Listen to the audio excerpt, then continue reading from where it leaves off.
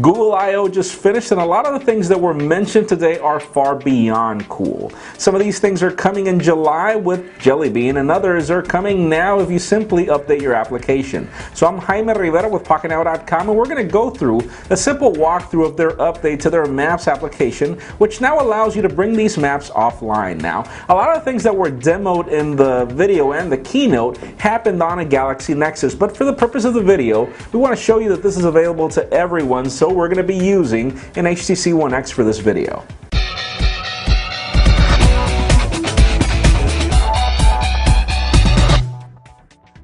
Maps has been Google's baby for the longest time, so it only makes sense that they do something about it.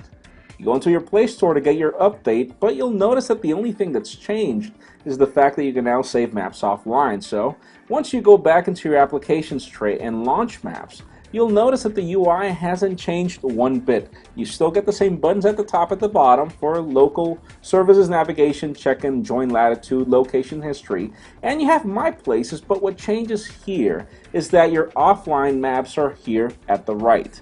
And the way this works is, if we go back to the map, you'll notice that you now have an option to make the map available offline. So if I try to tap here, since I already have a map of Houston in my favorites, you'll notice that I already have a bar around it that tells me that the map is already available. If I'm selecting a section that's too large, it'll tell me that it's too large and it'll ask me to zoom in.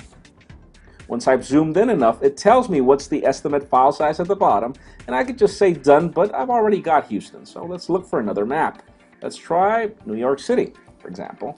So it's moving to New York City, and all I have to do is move around to the section where I want to save, and I hit Make Available Offline. It tells me that it'll take 34 megabytes, and all I have to do is hit Done. It starts downloading the map at the top, and it takes me back to my previous list. Now, depending on the map and the details, are the amount of file size that it'll take up. So, for example, Houston is 74 megabytes, Delaware was 0.6, and San Pedro Sula, where I'm at, is 1.3. The only problem with this service is that sadly it's not perfect yet. There's still a work in progress. For example, let's try to go into layers and select terrain, for example. If I wanted to save this map in terrain, it won't work. If I tell it that I wanted to make it available offline, it'll take me back to the typical section with roads. Now, another thing that's a work in progress is the fact that if let's try to send my phone into airplane mode. You have to bear with me a little. Sadly, HTC devices take a little while to go into airplane mode for some reason. It's gone. It's finally there. You'll notice that the buttons at the bottom are no longer active. Whenever I'm in airplane mode, the map is available. Let's try to go, for example, to Houston, which is in my places. Offline. Let's go to Houston.